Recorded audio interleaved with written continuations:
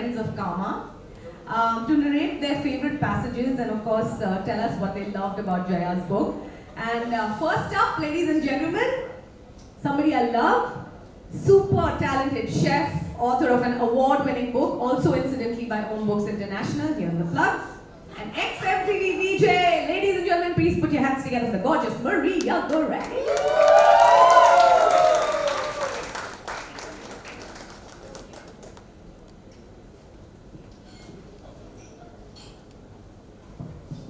So I can talk a lot about Jaya because also basically both of us do talk a lot. I'm trying to search for the passage that I love. So Jaya started writing this a few years ago, and one morning I went to her home and she said, you know, I'm going to read you something, but I don't know you're too Catholic. I don't know whether you will want to listen to it. So I said, no, can you just read it out to me? And she started narrating Kama.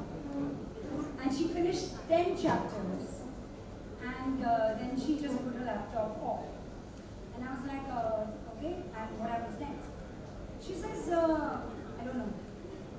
I was like, okay, 1 second. I said, what do you mean by I don't know? I said, what happens next? What happened? And she said, it's all in my head.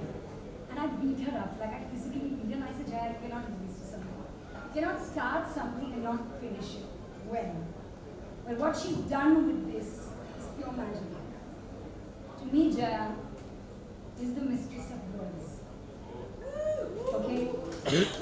And she knows how to string them along and tag them along so lackadaisically that she just spills magic. And that's exactly what I thought of Kama. I don't want to cry because that's what we do when we talk about Kama a lot. So I'll just read my favorite passage from this book. To me, yes, Kama is about sex, but it's about love. And it just pours out of these pages. Okay. They had reached Haroon's door, and he suddenly stopped in front. She was compelled to stop too. He looked at her. She was forced to look at him. His eyes were large, orange-brown, and mysterious. He said, silence, O Queen. Just stop talking. It's not against nature to sometimes not use any words. Leaving her at the doorway, that's all he said. And then he walked inside. As strange as it sounds, that is all he said. But within that sentence, he had sung his journey to her. How he had known her in his past lives, and how he had arrived to her. He had apologized to her for all her trials and tribulations in that one sentence. He had opened all the pages of association they had before. They had even met. He had said it all. Without knowing, he had said anything at all. Later in life, he would regret all the things he had not said to her, not realizing that he had actually said it all in that one moment. But at that point in time, he was irritable at the task and weary of her. She was not to be desired. So, he did not let an iota of lust rise in his chest when he briefly saw her beautiful face. But Ratnavati was joyous because he had finally arrived. She had recognized him immediately. He was Shiva who had come back to resurrect her and then destroy her. He was Vishnu who held the cosmos in his navel and a world in the flick of his fingertips. He was Kanha, her lover, her family, her own, who had come back to love her in this life and then leave, just like he had in his previous lives. She loved him. In the blink of an eye, she knew she loved him. Against her good sense, against the tidal waves rising within her soul, against the warnings of her ancestral moon, against the knocking of her heart and the fear it will be ripped from her forever, she knew.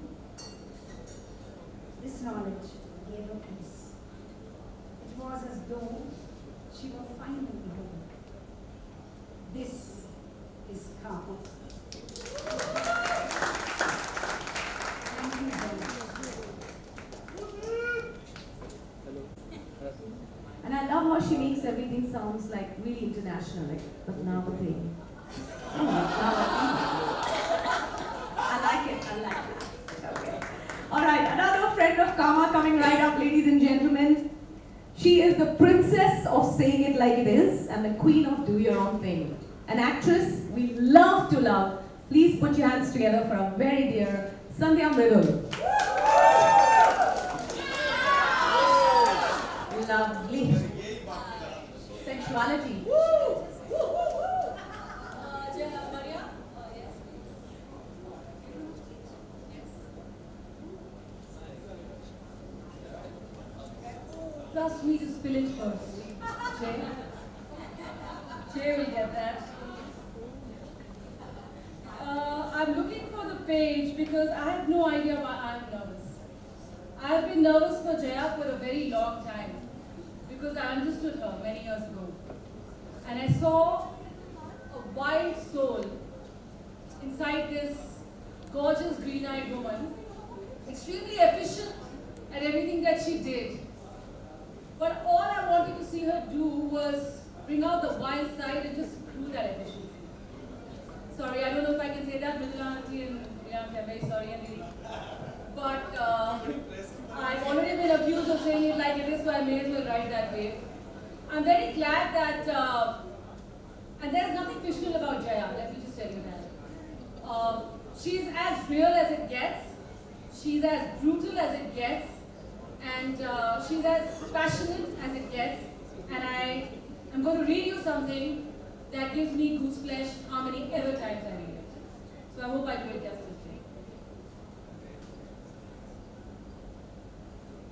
I carry like a shroud, a blanket of stars, all tattered and torn. I carry within me carcasses of a billion dreams. I'm the dream sucker. I sucked away all his dreams. I think I killed him. You see, like the river, I'm everything and yet I'm nothing. In this life, I'm neither your mother nor your wife, nor am I your lover nor your whore. But it is possible that in previous lives, I was all of them. In this life, I might be the one whose breast you suckle when you come back weary from your inner wars. But the irony is that mine is the very breast you want to run away from.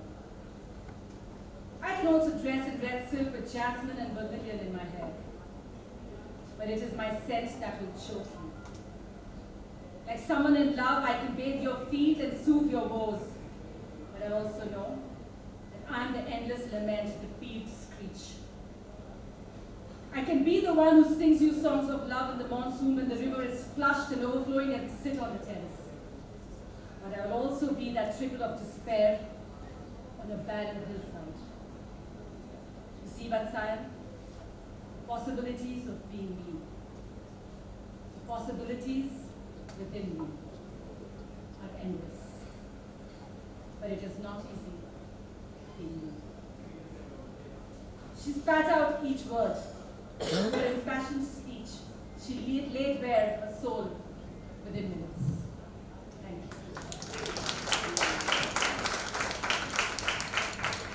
you. That is one of my favorite pieces from the book as well. Character 9, Tara, and Sandy, you really killed it.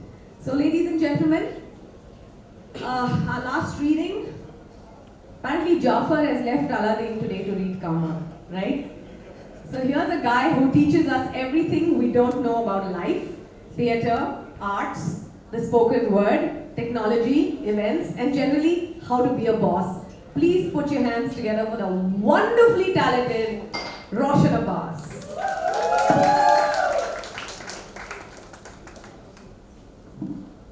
Thank you, Minnie. I know Jaya since she was in college doing theatre with us, and she was the real drama queen. She used to walk into all the rehearsals and perform the roles fabulously, and I always felt that she was full of drama. I realized that is life. That is Jaya. Jaya is, the perfect answer to the censor certificate. You can't censor her at all. There's no way. You can't censor Jaya. And that is why Jaya has written a book called Kama. It's genuinely that. When Jaya gossips, her eyes sparkle. When she writes, she sparkles. And that's why it's got everything. It's got every element of that. So when I read this book when I was rehearsing for Aladdin, sitting at NCPA, she sent me the same copy that Maria had taken, and Maria had underlined bits. Such as Maria Goretti. So I said, I'm not going to read those bits because those are Maria's bits. They're all heartfelt. I thought some of them might be about cooking, but they were not. But when I genuinely went through it, I reached rehearsal at 10:30, and at lunchtime I was telling everybody else, have you read this book? Have you read this book? It hadn't even been published. I have already bought copies because if I go tomorrow to our play without those copies, I will not be allowed in because I've already sold the book to so many people. I finished the book in 7 hours because 2 hours was spent in rehearsal. Honestly. So she said, I told somebody you finished it in 7 hours. I said, no, actually I finished it in 5. And I read it at one go.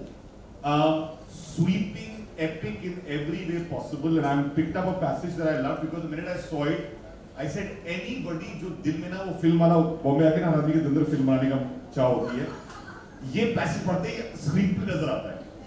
So I saw this passage and I said, this is the passage I'm going to read. Also, I love Ravana as a character, which is the eunuch mother of Vatsayan. She looked hard at him and then with a small wave of her hand dismissed him and Ravana. Vatsayan stared at her. A knife twisting in his heart, he wondered what kind of woman she was.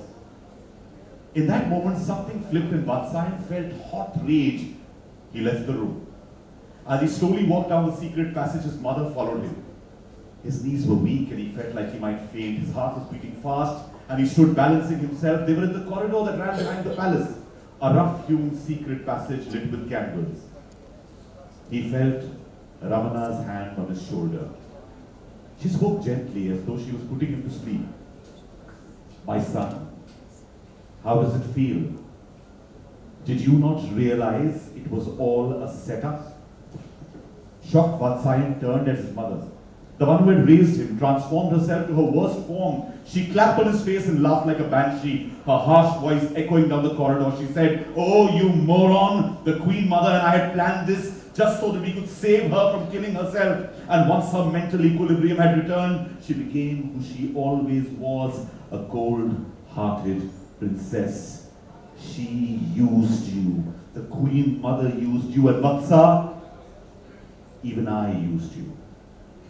Vatsayan stumbled back. His breath was short and he felt choked in the airless corridor. It felt as though Ramana was repeatedly stabbing him. She screamed, "I have spent years establishing my position. I refuse to let it all fall apart because you could not keep your lust in check.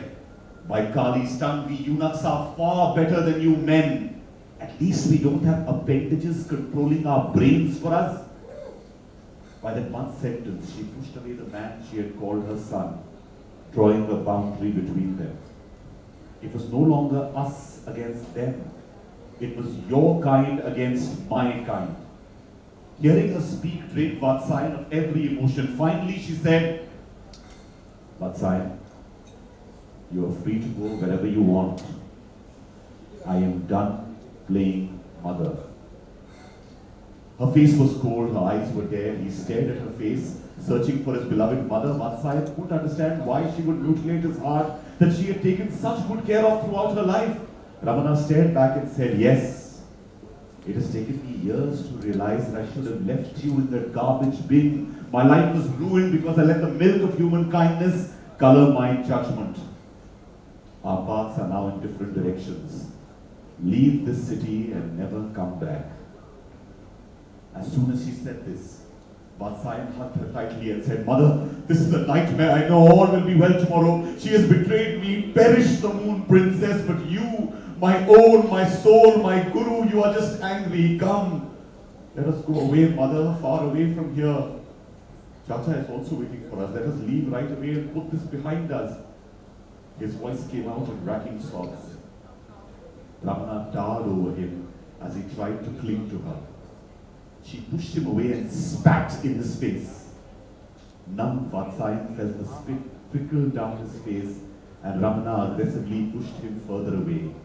Down the corridor, kicking, punching, rolling him down, she screamed, You are not mine. You never were, and you never will be. I am nobody's mother. I am a eunuch. I belong to my God and my sect. Now get out of here before the queen has you hanged. Thank you.